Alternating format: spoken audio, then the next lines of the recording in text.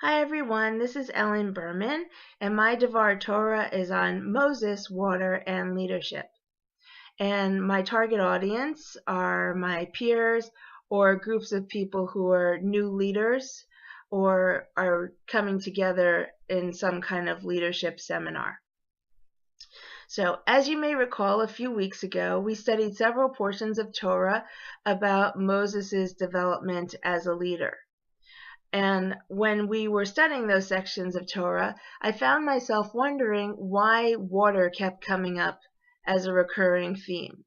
And so I asked myself, what is special about water and its connection to leadership that this seems to be showing up again and again in these sections on Moses and his leadership? So I went to look at the commentaries about those different sections of Torah. Only two of them had commentaries that even addressed water at all, and only one of them seemed to have any relevance to Moses as a leader. So the section of Torah that seemed most relevant was Numbers chapter 20, verses 1 through 13. That's the portion where Miriam has just died.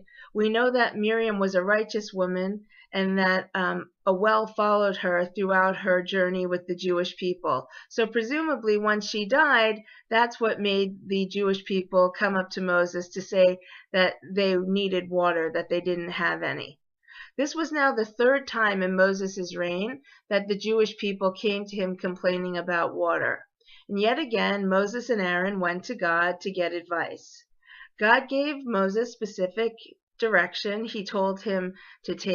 God told Moses to take a staff and to gather the Jewish people and to speak to the rock, and that the rock would release its water. Moses gathered the Jewish people and he took the staff, but he actually rebuked the Jewish people, was very rude to them, and then rather than actually speaking to the rock, he struck the rock twice for it to release its water. We later find out that because this happened and Moses hadn't followed God's instructions, this is what caused God to decide that Moses was not the person to lead the Jewish people into the promised land. When you look at the commentary for this section, you'll see that one commentary says that Moses actually tried to follow God's directions, but the rock didn't release water, and that maybe he was supposed to keep speaking to rocks until one of them released water. Rashi, on the other hand, specifically tells us that because the miracle was not supposed to come from striking the rock, Moses had to strike the rock twice. Once released a trickle, and the second time released torrents of water. The reason why I think this actually hints at the connection between water and leadership is that there's a very famous Talmudic tale about Honi the circle maker. Honi the circle maker made a circle around himself and said to God, God, I will not move from this spot until you release rain from the sky to benefit your people.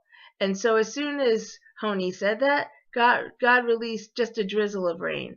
And Honi said, God, that's not what I asked for. I need rain to fill the cisterns, the trenches, the reservoirs. And the next thing you know, God released torrents of rain. After that, Honi says, God, that's not what I was asking for either. I was asking for a good rain, a nice rain of blessing and goodwill for the Jewish people. After that, a nice regular rainfall fell. So what can we learn from this? What we learn from this is everything is good in its measure. The same way too little water is not good and too much water is not good. Leadership needs to be in balance as well. We know from the beginning of Moses' career, he was very meek and needed a lot of support. We know from the end of his career, he was becoming very brash and was no longer partnering with God. At the height of Moses' career, he was a strong partner to God, and he was good to the Jewish people and led them with modesty and respect.